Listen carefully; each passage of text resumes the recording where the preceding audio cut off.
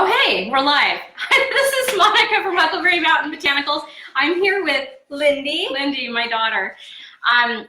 We are going to do one body product, but I'm wearing these gloves are great. They just don't fit me awesome. So Lindy's probably going to do the majority of the garbling.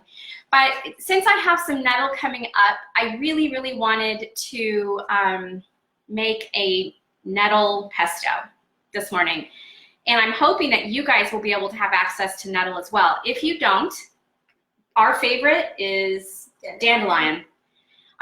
We make it all summer long. Hi, Miranda. So if you don't have nettle growing around you, I know you have dandelion. Make sure it's clean. Make sure that you don't, it's not sprayed. And if you are spraying your lawn to get rid of dandelion, stop now. Don't poison all your good weeds that you could be eating that are so nutritious.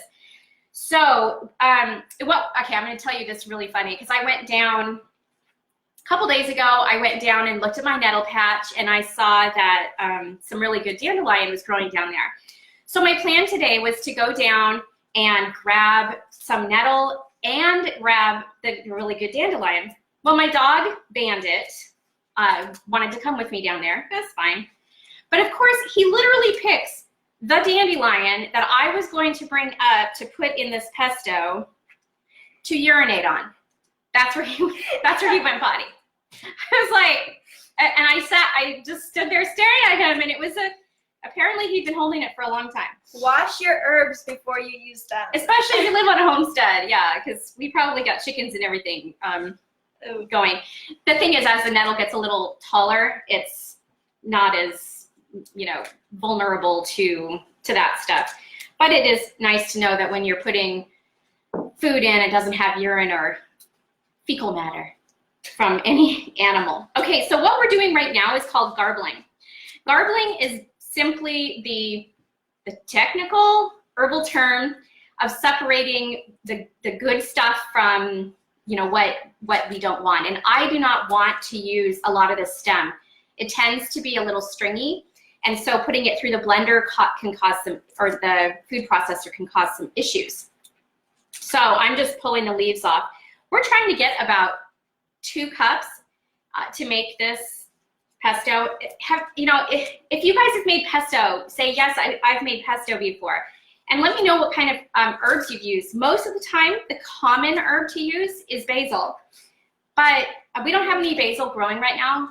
We love adding basil to ours, but I don't usually make a full-on basil pesto. Yeah, usually it's basil, and then we'll put some dandelion in to get that nice bitterness. Yeah, we really like that bitterness, and it makes the dandelion leaf much easier to consume because in the beginning, like right now, they're quite mild.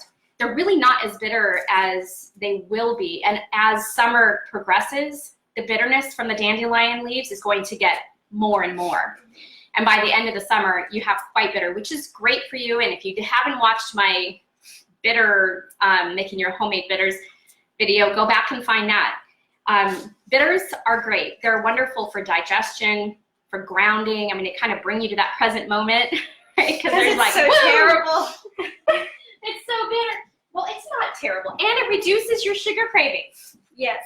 It really does, because you've exposed yourself to this bitter flavor, and pretty soon things taste less and less sweet. I mean, more and more sweet, and you just don't want them anymore. So how we're going to start out with this is 2 cups of greens, and I press. This isn't like fluffy here. I'm going to be pressing this stuff in here.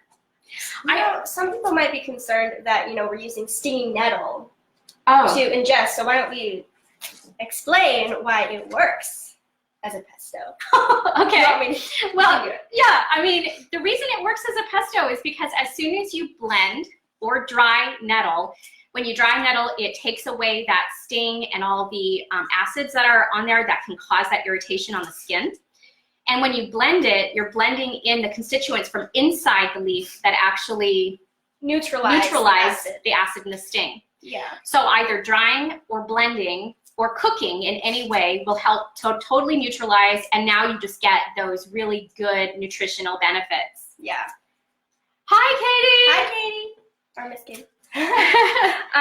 Yeah, so most people think that the stinging sensation comes from little hairs that are on there, but that's not true. So if you get stung by stinging nettle, the best thing to do is to grind up a leaf, probably like chew it up, and then put it on it, and it will actually take your sting away. Yeah, and those little needles, they touch and sort of puncture, but it's that the acids inside there.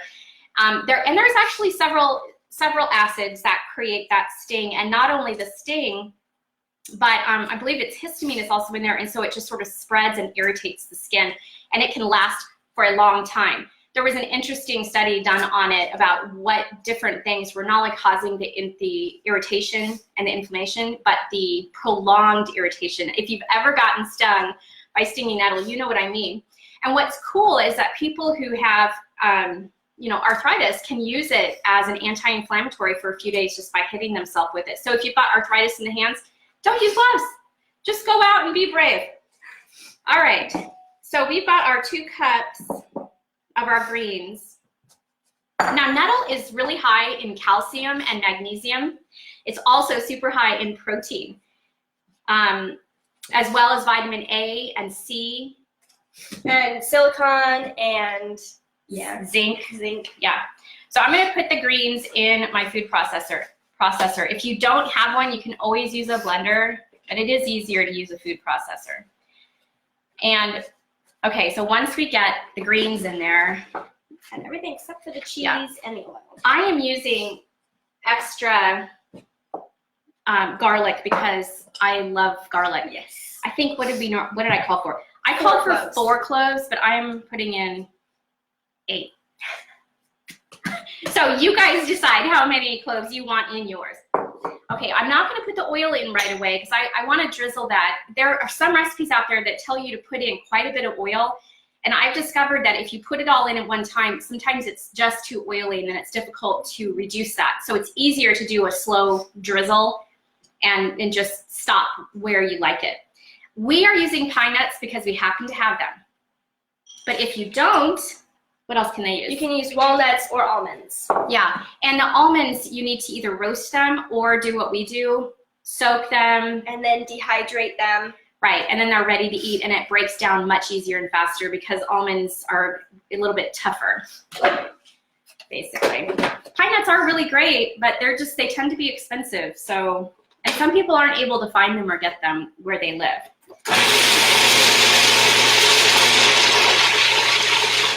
All right, we're processing here.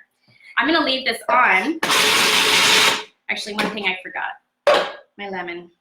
It's about a tablespoon of lemon juice. But again, recipes are suggestions. Yeah, they're suggestions, they're guides. Now, if you're new to cooking, then follow the recipe. But if, as you progress in your cooking skills, venture out, try things. One of the ways that she learned to cook better was to have some experimentation, and some of them turned out awesome. Yeah, really and some of them turned out really bad. Scary, but that's okay. It's family. They have to eat what you make, right? So, all right, so be brave. All right, so we're just gonna start sticking this in. I'm actually ending up using all of it. And I'm liking that. Yeah, it looks good. Yeah.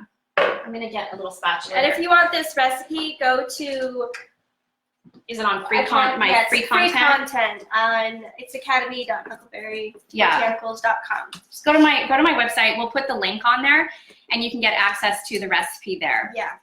All right. So the only thing we don't have in here now is the Parmesan cheese, and so I'm just gonna quickly blend that in. And see, I mean, seriously, there's nothing easier than this. This is so simple. It's super, super simple. And so now we have this delicious pesto, and it's super nutritious. Now, I'm not saying that basil isn't good and nutritious too. It is, but being able to use these spring greens is really awesome. The nettle not only is highly nutritious, but it's also a blood tonic, and it's very, it's a good tonic herb that you can take pretty much every day. And with those good vitamins and stuff, you're getting really tasty food. Now, after this is done, you can add some salt in here. I do have, what is it, half a teaspoon of salt. You can add, you decide, because Parmesan cheese will add some saltiness, and if you're on a low salt diet, then you won't want to add any. But if you aren't, then go ahead and add some salt and some pepper and stir it up and just make it how you like it. You know, again, use this recipe as sort of a guide for making your own pesto. And you can use lots of different greens. So go out and, you know, oxeye daisy leaves are really tasty. They're a little more sweet. So I would recommend adding in bitters, some dandelion. And then the other chickweed, you can throw chickweed in there. You can even do like yarrow. Yeah, oh, I did put a little bit of yarrow in here as well, some baby yarrow leaves. You could do, oh gosh, there's so many options. This is just such a good way to consume herbs that you wouldn't typically want to eat. Right. And so things like stinging nettle, it's like so easy. And and it's very refreshing and very bright and green. And ours is kind of spicy because we did put that extra garlic in there. So again, that's an option too. Put lots, put little, do whatever you want. Okay.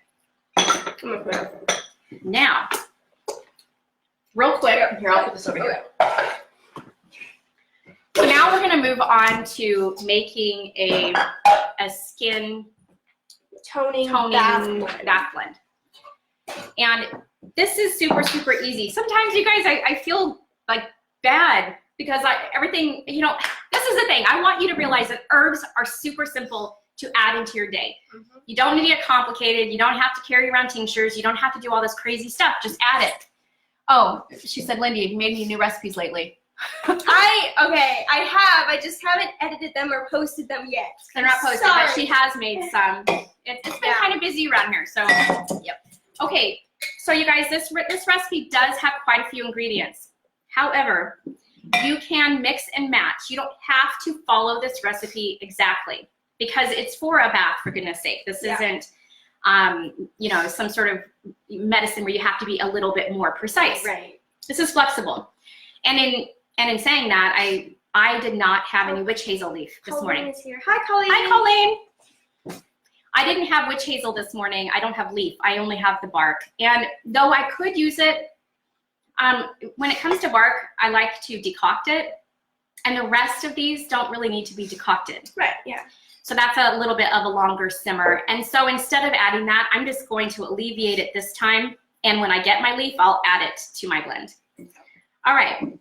I am using a scale. Now, if you get a kitchen scale, get one that goes down to grams. You need to be able to get down because some of these herbs don't weigh very much. Yeah. They're very light.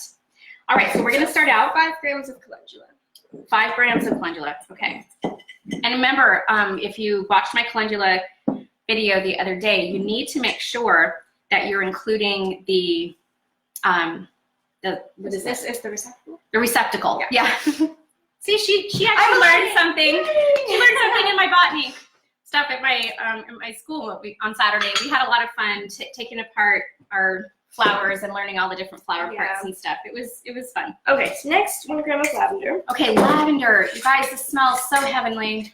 Yeah. I love it. I love adding it to baths, not only because of the aroma part of it, but it is really good for the skin. Yeah. And I even make this into like cookies, and we love it. Yeah, it's so delicious. Oh, that's 3. I went up and over. Do you want to take some? Yeah, let's take just a little out. That should be good. All right. And all we're doing is just throwing this together in a bowl. Right. It doesn't have to be complicated. 3 grams. Do make sure if you're putting your hands in your herbs like I am right now that you have clean hands. Yeah. You don't want to be leaving behind a lot of nasties. Now, rose is really toning. It's an astringent, so it really tightens skin and draws things in. If you're dealing even with some skin irritation, sometimes like, you know, on your back or anywhere, this will help to decrease, this whole bath will help to decrease kind of the irritation or ooziness. It'll help start drawing the skin together and help heal. So this is perfectly good even if you have some scrape or injury or, you know, some irritation on your body.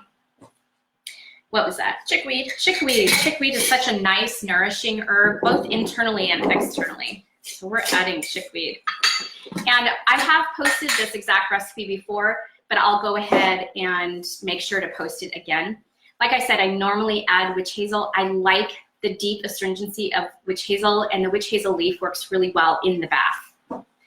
And this is comfrey, right? Yep. 2 grams of comfrey. Don't get me started on comfrey. It's wonderful. Yeah, comfrey is just one of those great skin healers. Now, if you have any deep wounds or things like that, you don't want to be messing with comfrey. But again, this is what I found with the regular use of this bath. It's not going to take away scarring, and it's not going to take away you know, stretch marks and things, but it does decrease, and it helps to start proliferate some of the areas that maybe are newly scarred, especially if it's new. This is, again, a nice bath to use, but not for deep wounds. Don't do that until things are partially healed. Yeah. All right, so that's our blend. Okay, let me just show you. Super simple.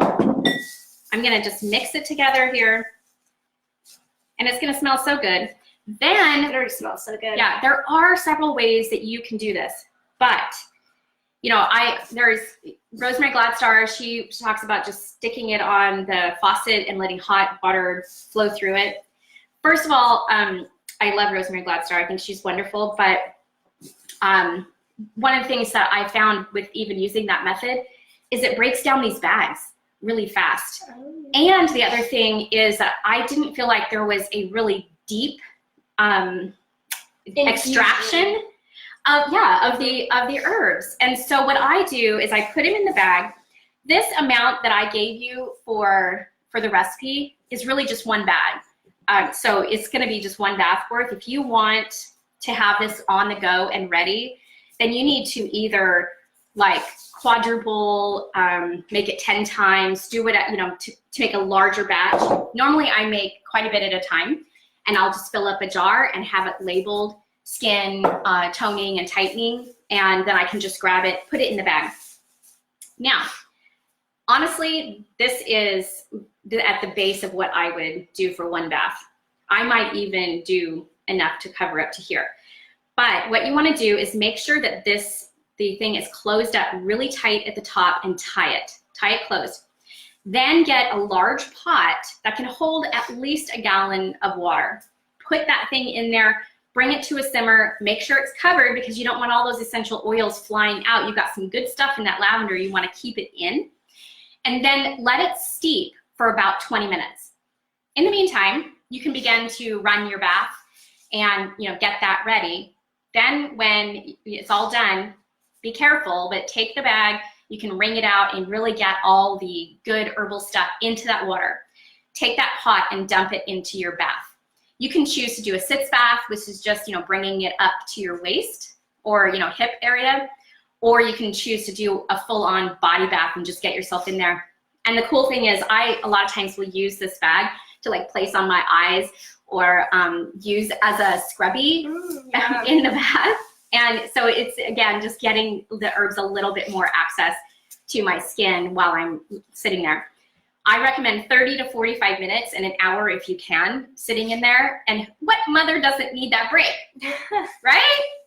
Even Lindy likes to take a bath. Yep. But it's a really nice, soothing, very aromatic. My skin just feels like magic afterwards. For the best results, 2 to 3 times a week. And I know that seems like a lot, but again, light a candle, get some good music, maybe bring a book, and then it's just not a big deal. Yeah. Then you can sit there for an hour until the kids are knocking on the door and hubby's wondering where you are and people are harassing you. Mm-hmm.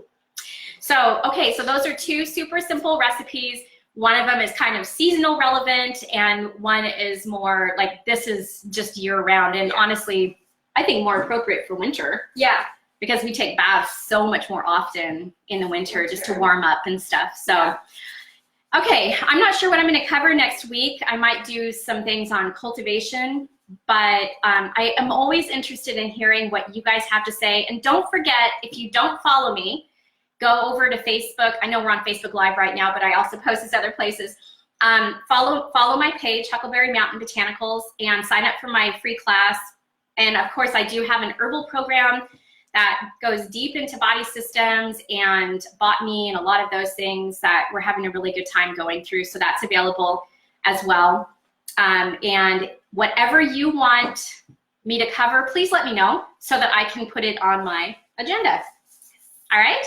Until next time, health and joy. Bye. Bye.